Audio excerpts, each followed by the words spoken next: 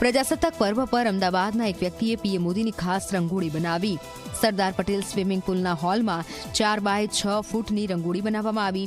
પ્રધાનમંત્રી મોદીનું અભિવાદન કરવા માટે રંગોળી બનાવવામાં આવી છે। 70 વર્ષના બિપિનભાઈએ 4 દિવસની મહેનતથી આ ખાસ રંગોળી બનાવી છે। રંગોળીને જોનાર લોકો તેની પ્રશંસા કરી રહ્યા છે।